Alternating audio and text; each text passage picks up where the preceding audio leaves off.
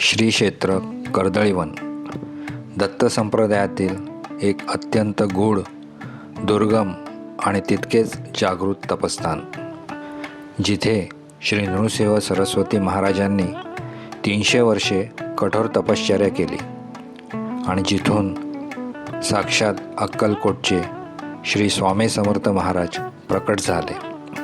हे स्थान नक्की कुठे आहे, तिथला प्रवास कसा असतो आणि या दुर्गम जंगलात भाविकांना कोणती काळजी घ्यावी लागते, आजच्या या व्हिडिओमध्ये आपण कर्दळीवनाचा संपूर्ण इतिहास, भूगोल आणि त्यामागचे आध्यात्मिक रहस्य सविस्तरपणे जाणून घेणार आहोत. जर तुम्ही स्वामींचे निस्सीम भक्त असाल तर आजचा हा व्हिडिओ तुमच्यासाठी अतिशय खास असणार आहे, तेव्हा शेवटपर्यंत नक्की बघा. दत्त संप्रदायामध्ये कर्दळीवनाला अनन्यसाधारण महत्त्व आहे. हे स्थान म्हणजे साक्षात परब्रह्माचे निवासस्थान मानले जाते. कर्दळीवन हे केवळ एक जंगल नसून ते सिद्ध, योगी आणि मुनींचे प्राचीन ध्यान केंद्र आहे. असे म्हटले जाते की ज्या भक्तांवर श्री दत्तगुरूंची अफाट कृपा असते त्यालाच या पवित्र भूमीची ओढ लागते. कर्दळीवनात प्रवेश करताच तिथल्या दैवी स्पंदनामुळे मनातील सर्व विकार नष्ट होतात आणि एक वेगळीच चैतन्यमय ऊर्जा शरीरात संचारते, असा अनेक भक्तांचा अनुभव आहे. कर्दळीवनाचा इतिहास पाहिला तर तो खरोखरच थक्क करणारा आहे. या पवित्र वनात जेव्हा श्री नृसिंह सरस्वती महाराज साधनेसाठी निघून गेले, त्यानंतर साधारण 300 वर्षांनी त्याच जागी एके दिवशी एक लाकूड तोडण्यासाठी आला.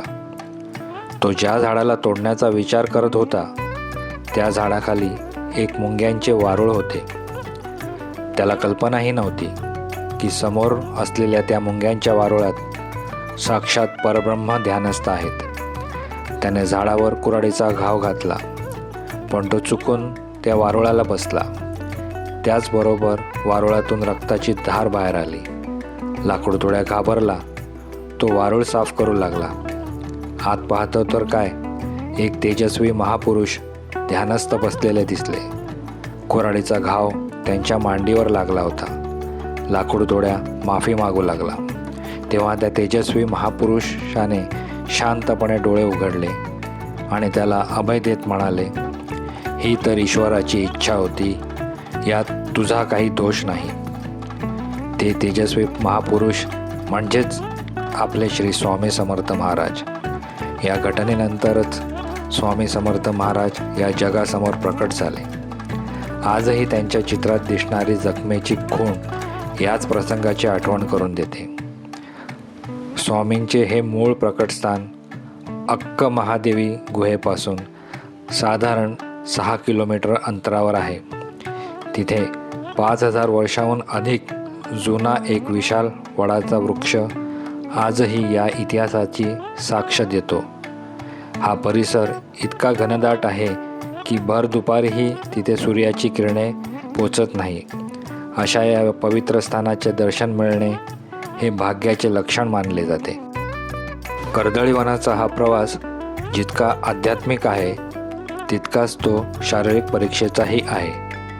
आंध्र प्रदेशातील श्रीशैलमच्या पाताळगंगेतून बोटीने साधारणपणे 24 किलोमीटरचा प्रवास करून व्यंकटेश किनारी जाणे हा या यात्रेचा पहिला टप्पा आहे. इथून पुढे खरी खडतर पायपीट सुरू होते. हा रस्ता अशा जंगलातून जातो जिथे मोबाईलला रेंज नसते आणि मानवी वस्तीचा मागमूसही नसतो. हा संपूर्ण भाग व्याघ्र प्रकल्पात येत असल्याने येथे हिंस्त्र श्वापदांची भीती असते. म्हणूनच वन विभागाने घालून दिलेले नियम पाळणे व वेळेचे नियोजन करणे हे अत्यंत महत्त्वाचे ठरते. कर्दळीवन परिक्रमा करताना काही नियम पाळणे अनिवार्य आहे. कधीही एकटे जाऊ नका. किमान 10 ते 12 जणांच्या ग्रुपनेच प्रवास करा. वाटेत दिसणाऱ्या वारुळांना, वृक्षांना काठी मारू नका. तसेच जंगलातील कोणत्याही पशु, पक्षी, प्राणी यांना त्रास होईल असे वर्तन करू नका. त्यांना मारण्याचा प्रयत्न करू नका. स्वतःला उचलता येईल इतके सामान घ्या. पाण्याची बाटली, सुका फराळ, औषधे, उजेडासाठी टॉर्च आणि हातात एक मजबूत काठी ठेवा. कर्दळीवनात प्लास्टिक नेण्यास सक्त बंदी आहे. तसेच कोणतेही व्यसन किंवा रासायनिक साबण, शॅम्पू वापरू नका. यामुळे तिथल्या पवित्रतेला बाधा येते. तेथील भाषा आणि रस्ते माहीत नसल्यास तेलुगू भाषिक मार्गदर्शकांची मदत घ्या. त्यांना योग्य मानधन देऊन तुम्ही सुरक्षित प्रवास करू शकतात. कर्दळीवन ही एक अशी तपोभूमी आहे जिथे गेल्यावर जगातील सर्व दुःख विसरली जातात. या घनदाट अरण्यात जेव्हा आपण श्री स्वामी समर्थ किंवा दिगंबरा दिगंबरा श्रीपाद वल्लभ दिगंबरा असा नामघोष करतो तेव्हा संपूर्ण अरण्य त्या आवाजाने दुमदुमून जाते. कर्दळीवन ही देवभूमी आहे जिथे जाण्यासाठी तीव्र साधना आणि भाग्याची साथ लागते. कलियुगात प्रत्येकाने एकदा तरी कर्दळीवनाची यात्रा करून तिथल्या दैवी शक्तीचा अनुभव घेतला पाहिजे.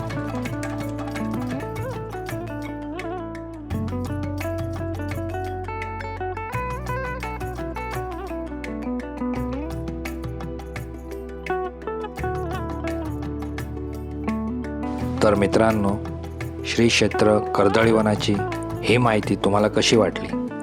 जर तुम्ही स्वामींचे भक्त असाल आणि तुम्हाला एकदा तरी तिथे जाण्याची ओढ लागली असेल तर कमेंटमध्ये श्री स्वामी समर्थ नक्की लिहा. तुमचा एक लाईक आणि कमेंट आम्हाला अशाच नवनवीन आध्यात्मिक स्थळांची माहिती देण्यासाठी प्रोत्साहन देते. मराठी क्रिएटर फॉर यू चॅनलला सबस्क्राईब करायला विसरू नका. पुन्हा भेटूया अशाच एका पवित्र माहितीसही. तोपर्यंत स्वतःची काळजी घ्या. श्री स्वामी समर्थ.